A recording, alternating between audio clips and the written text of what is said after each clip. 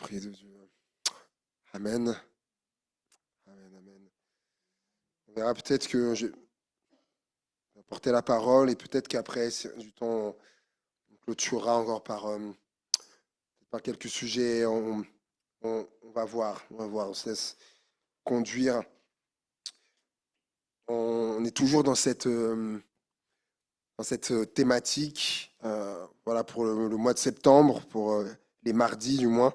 Cette thématique, ce thème donc de persévérer dans la prière, persévérance dans la prière.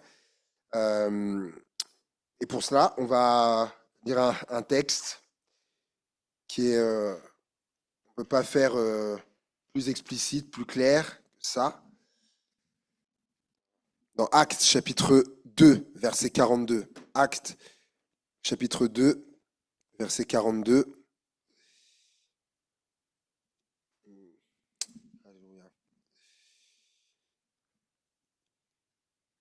Pour ceux qui sont Actes 2, 42, ils persévéraient, donc c'était les croyants, la communauté de croyants, les nouveaux croyants, ils persévéraient dans l'enseignement des apôtres, dans la communion fraternelle, dans la fraction du pain, dans la Sainte Seine, donc, et dans les prières. On va le relire. Ils persévéraient dans l'enseignement des apôtres, dans la communion fraternelle, dans la fraction du pain et dans les prières. Comme un peu nous, ce soir, et certains qui sont, on va dire, convertis depuis des décennies. Suivez mon regard, et puis il y en a d'autres. Et voilà, il y a les réunions de prière depuis, ils sont toujours là, donc ça fait certains 10, 20, 30, 40 ans, 50 ans, et c'est ça, persévérer dans les prières. Et ce qui est beau, c'est que, donc là, Jésus, bien sûr, on sait, donc Jésus n'est plus avec les disciples, il est retourné au ciel, et là, en fait, les disciples mettent en pratique ce que Jésus leur a enseigné. Certains n'étaient pas là mardi dernier, et il leur avait dit, d'ailleurs, je pense on peut le lire rapidement, c'est Luc chapitre 18, verset 1er. Ce sera juste, voilà, un petit éclairage pour ceux qui n'étaient pas là. Donc, Jésus leur adressa une parabole pour montrer qu'il faut toujours prier et ne point se relâcher. Voilà. C'est ce qu'on a vu, donc, la parabole on a étudié mardi dernier. Et donc, là, les disciples, dans Actes, ils mettent en pratique ce que Jésus leur a enseigné. Voilà, qu'il faut toujours prier et ne pas se relâcher. Donc, c'est pour ça qu'il dit qu'ils persévéraient dans toutes ces choses qu'on a lues, là, l'enseignement, etc., et dans les prières. Et, vous savez, quand vous mettez en pratique ce que vous a enseigné un maître, lorsqu'un élève ou un disciple c'est un élève, met en pratique ce que son maître lui a enseigné, eh ben, ça donne des résultats.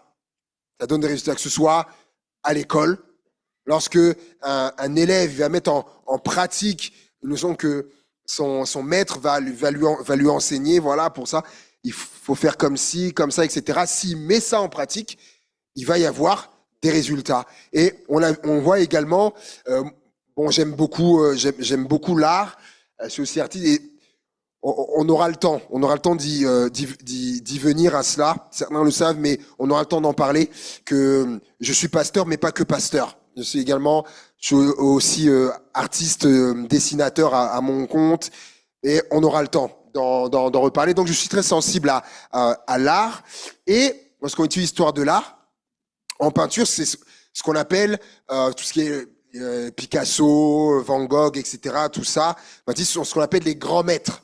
Les grands maîtres. Et ils avaient donc souvent aussi des élèves qui étaient là et qui apprenaient de leur technique, etc.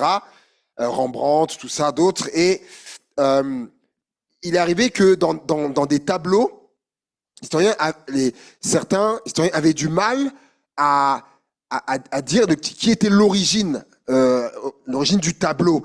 Tellement, en fait, certains élèves, du coup, reproduisaient quasiment à l'identique comme la technique de leur maître, que du coup, c'était compliqué de savoir si c'était le maître ou l'élève. Donc, ce qu'ils avaient appris de leur maître, ils avaient mis en pratique, et du coup, il y avait un résultat du coup qui était là. Et si Jésus donc voulait leur transmettre le message qu'il faut toujours prier et ne point se relâcher, c'est qu'il y avait une raison.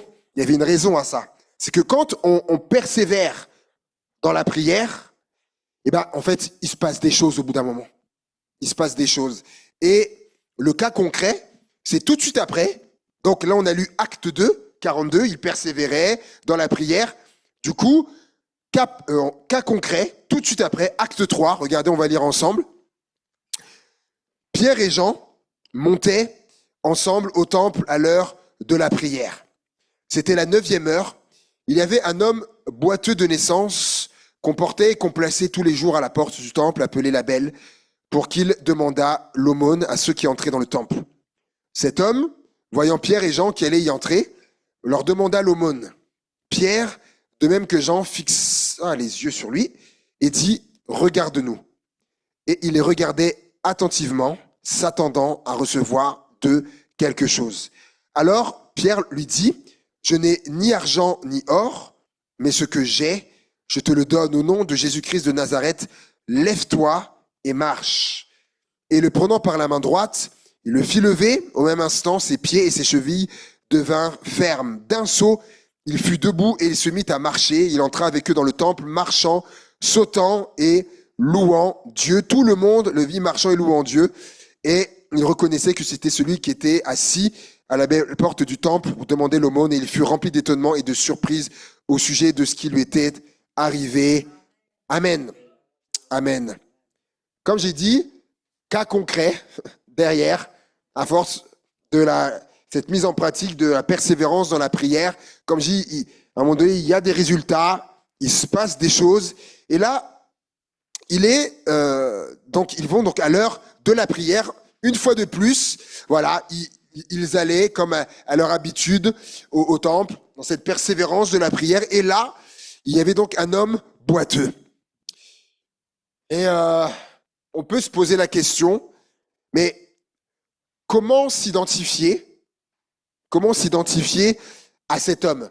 Parce que la parole de Dieu, c'est ça aussi, c'est que la parole de Dieu, elle doit nous parler, on s'identifie, mais là, il est question de quelqu'un qui est boiteux, on se dire, mais comment est-ce qu'il va me parler? À la limite, David, si ce message, tu l'annonces, peut-être en évangélisation, avec voilà, des gens qui sont là et peut-être boiteux, etc., ils se reconnaîtront, alors oui, peut-être, mais de dire, mais là, moi, David, comment est-ce qu'on peut s'identifier? Est-ce possible de s'identifier à cet homme boiteux? Eh bien oui.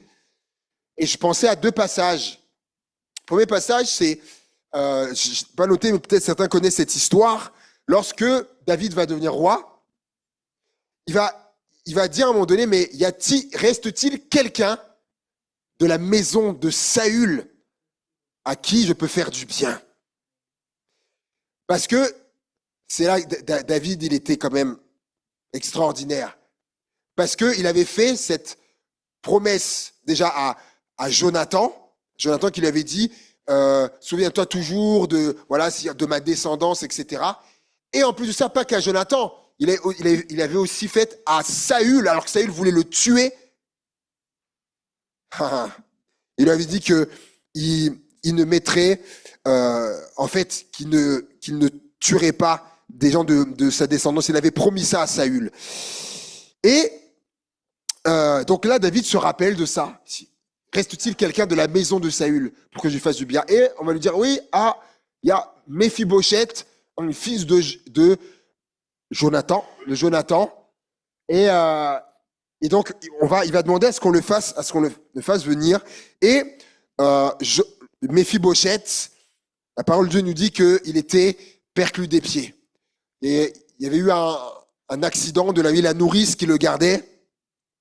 À un moment donné, lorsque elle a appris en fait donc une nouvelle, elle a eu peur lorsque David est arrivé en royauté. Elle a eu peur que, parce que c'est comme ça que ça se passait avant, on décimait tous les descendants de l'ancien roi. Donc elle a eu peur et dans sa précipitation, elle avait Méphibosheth dans les bras qui était enfant bébé et en fait il est tombé et il est resté du coup perclus des pieds.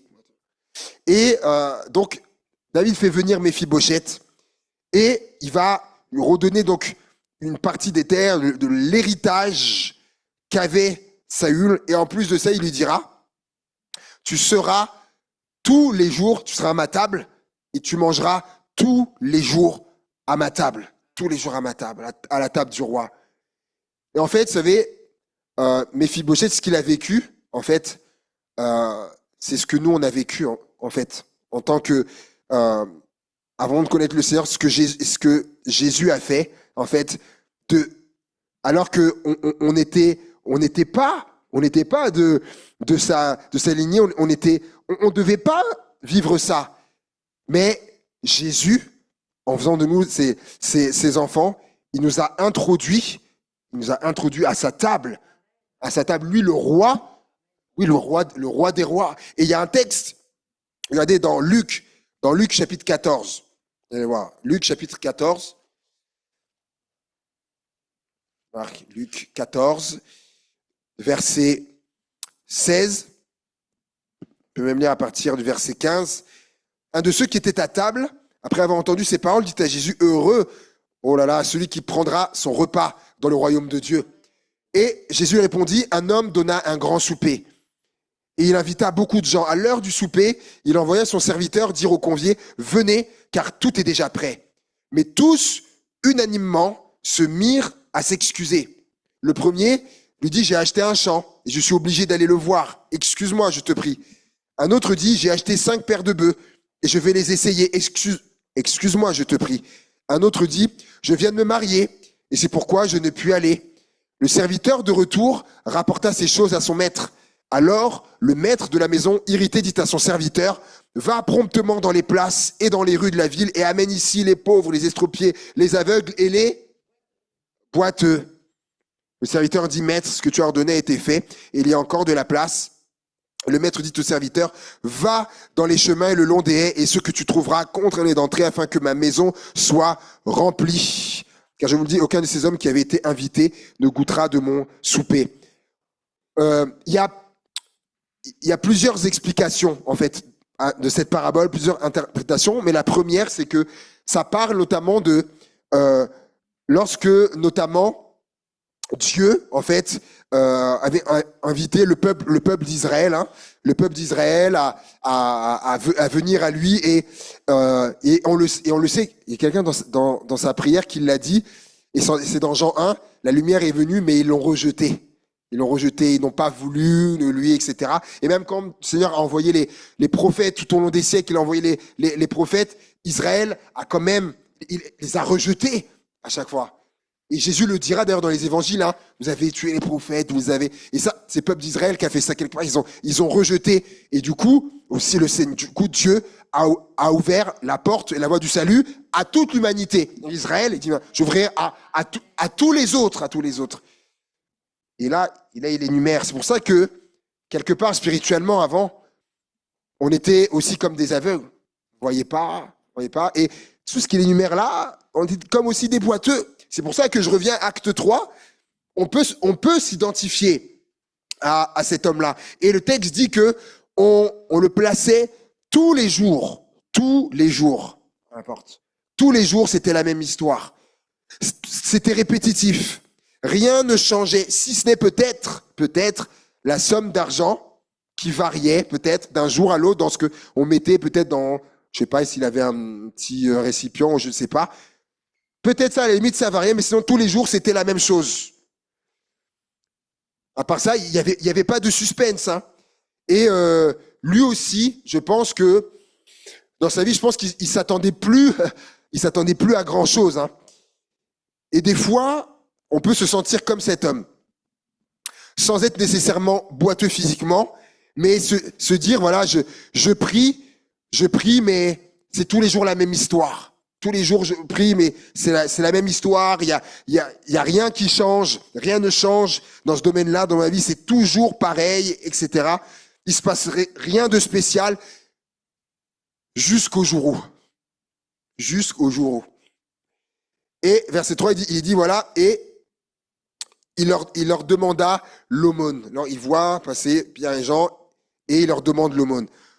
On peut penser que demander l'aumône, c'est faire la manche. Parce que quand j'y repensais, à un moment donné, j'avais cette pensée, même moi-même, à un moment donné, j'étais dans cette conception-là, et j'ai déjà entendu des personnes que demander l'aumône, c'est faire la manche. Alors, certains vont le voir comme ça, mais j'étais regardé du coup la définition de l'aumône. Donc l'aumône, c'est un don, en général de faible valeur, que l'on fait à celui qui est dans la misère ou pour l'assister. Donc, demander l'aumône, en fait, c'est pas, en fait, comment dire ça? Certains vont le résumer à faire la manche. Et c'est pas ça, en fait. Quand je regarde la définition, c'est un don, je répète, en général de faible valeur, que l'on fait à celui qui est dans la misère pour l'assister. Donc, demander l'aumône, si je prends la définition, demander l'aumône, c'est demander un don, en fait. Demander un don. Et donc, faire l'aumône, c'est donner un don. Je répète, demander l'aumône, c'est demander un don. Et faire l'aumône, c'est donner un don. Donc, quelque part, je me dis que lorsqu'on prie, en fait, on demande l'aumône à Dieu. Je vais m'expliquer après. On lui demande qu'il nous donne quelque chose. Et oui, donc, qu'il nous donne soit une réponse, qu'il nous donne un bienfait, qu'il nous donne un éclairage, qu'il nous donne une direction, qu'il nous donne, etc., etc. Et oui. Et quelqu'un, des fois, j'ai déjà entendu ça. Devant les dieux, on est comme des mendiants devant Dieu. Non, moi, je ne suis pas d'accord. En tout cas, je ne suis pas d'accord avec ça, nécessairement. Mais l'aumône, c'est relié à un besoin. C'est relié à un besoin. J'ai un besoin et je demande à Dieu de me donner quelque chose en rapport avec ce besoin. Et un autre élément qui confirme que, en fait, c'est ça la prière. J'ai un besoin et je demande à Dieu qui me donne quelque chose en rapport avec ce besoin. C'est ça la prière. Et il y a un passage qui, quelque part, confirme que l'aumône et la prière sont reliés. C'est Acte 10. Regardez, Acte 10, verset 30. Acte 10, verset 30.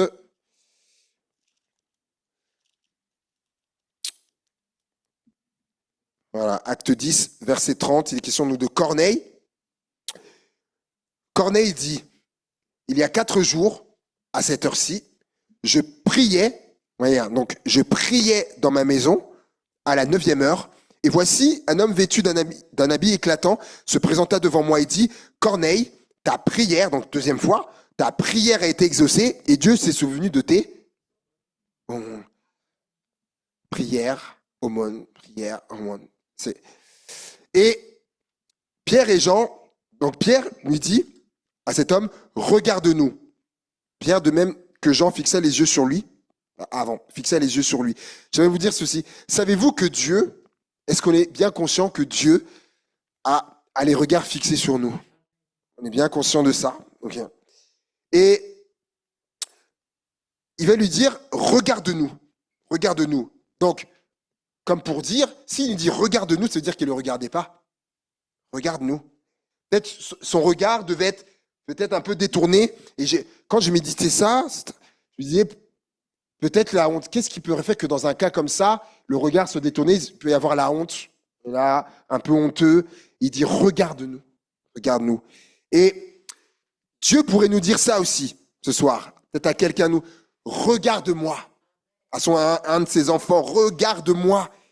Peut-être, même si tu te sens peut-être honteuse par rapport à quelque chose, je ne sais pas, ou peut-être indigne, Dieu dit, regarde-moi. Et Pierre l'a vécu lorsqu'il a marché sur l'eau. En fait, c'est quelque chose de très important Voilà, regarder Dieu, regarder Jésus. Lorsque Pierre, il marche sur l'eau, donc il dit, voilà, Seigneur, si c'est toi, ordonne que je vienne sur l'eau. Ok, il y va, il marche sur l'eau.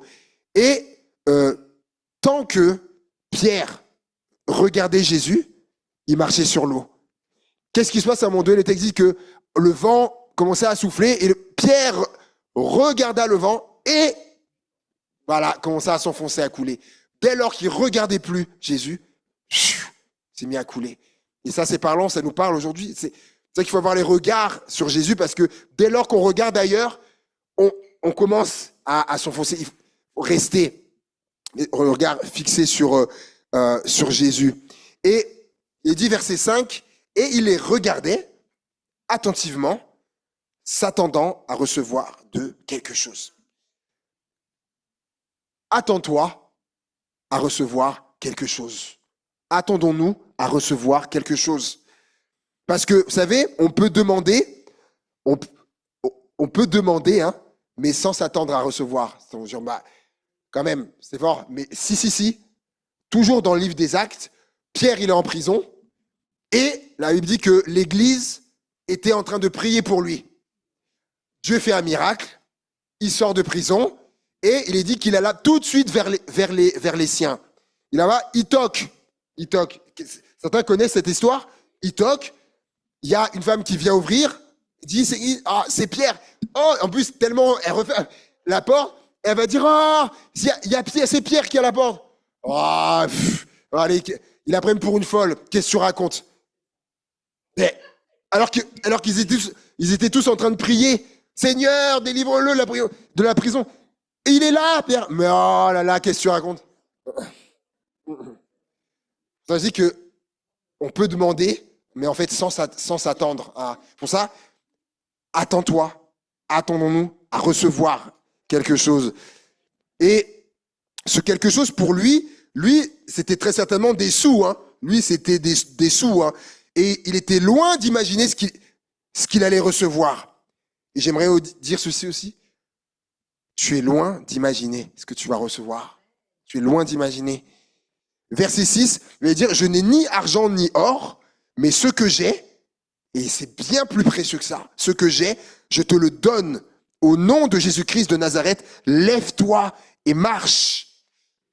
Lui, il s'attendait à recevoir de l'argent, mais il va recevoir bien plus que ça, la guérison. La guérison. Vous voyez, nous on s'attend à des choses, et c'est ce qui me fait dire que Dieu ne nous donne pas nécessairement ce que l'on attend, parce que lui, c'était des sous.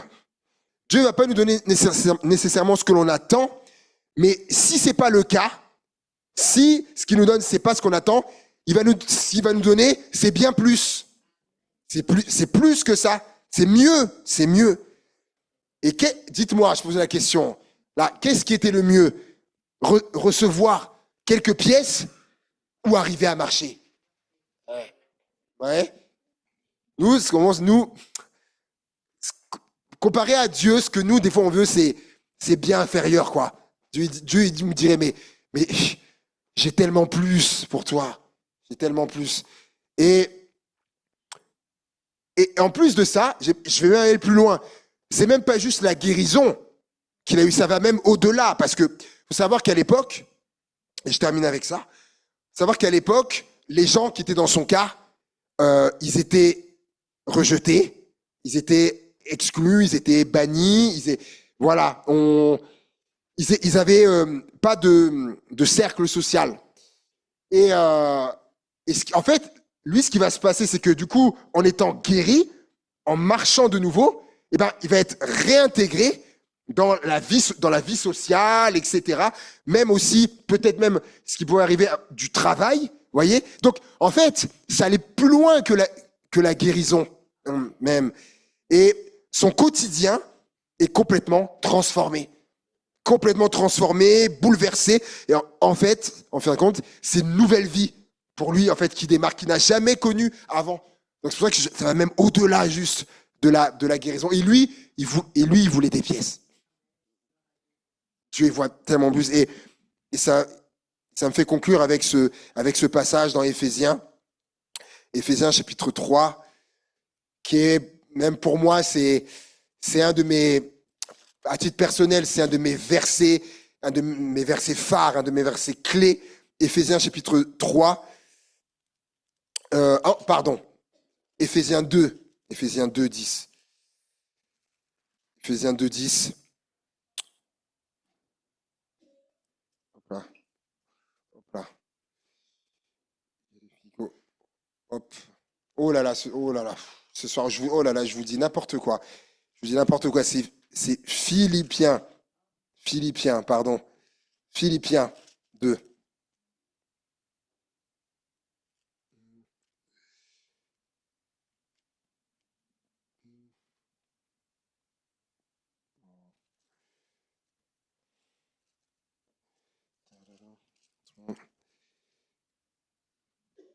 C'est- Ah mais alors là, moi, j'ai fait n'importe quoi, moi. N'importe quoi, n'importe quoi, j'ai mis la mauvaise référence. Non, c'est le. Ah ben non. En tapant, j'ai mal tapé. Je vais terminer en fait avec le verset qui dit Or à celui qui peut faire infiniment au-delà de ce que l'on peut imaginer, demander ou penser.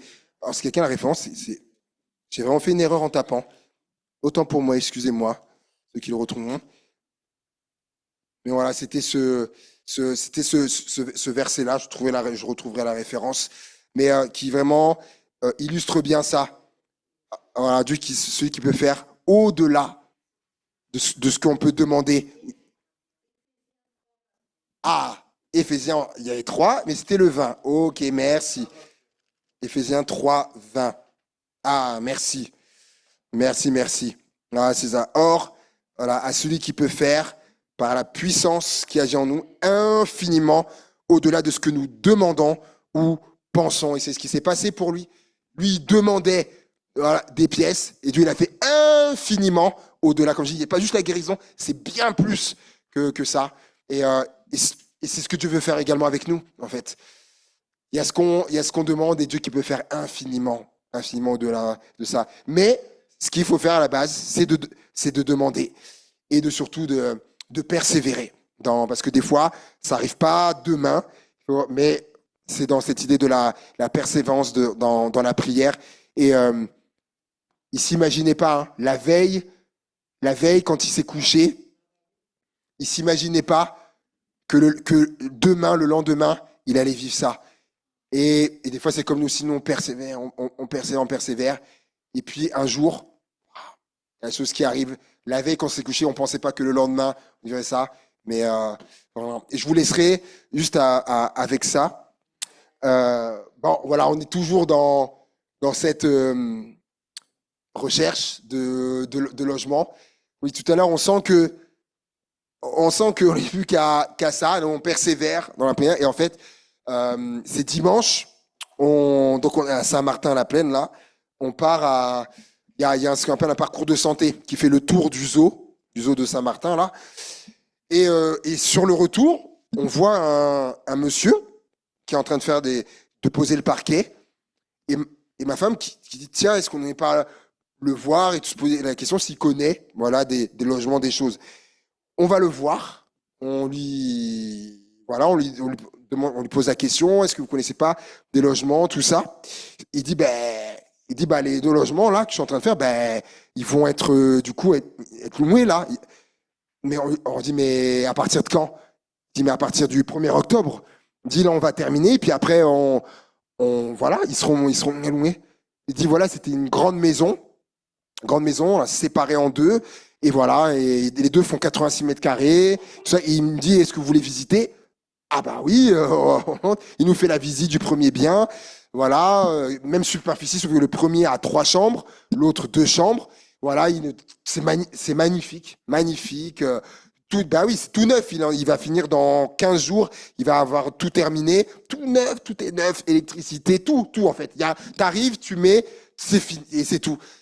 Et je lui dis à un moment donné, comme ça, je lui dis, il y a ma femme, mais pourtant je lui dis là, je vais parler en mon nom propre. Je dis, mais là, qu'est-ce qu'il faut faire pour avoir le logement? Il dit, les documents d'ordinaire et tout. Je dis, si ça vous va, voilà, moi, je suis intéressé, hein, je suis intéressé, c'est beau et tout ça.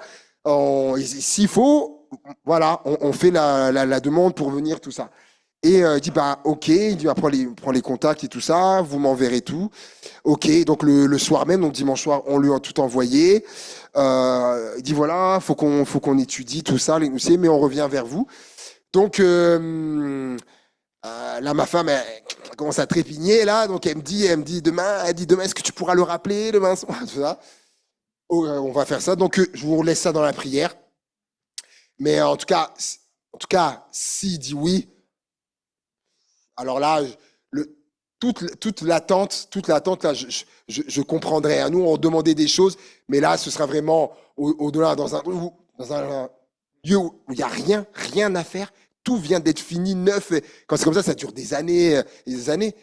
Ce serait vraiment au-delà même, vous voyez, de ce qu'on pouvait demander. Donc, voilà, on vous met ça dans la prière, mais là, ce sera la fête. S'il nous dit oui, alors là, ça va être la fête. Hein. Ce sera la fête. Oui,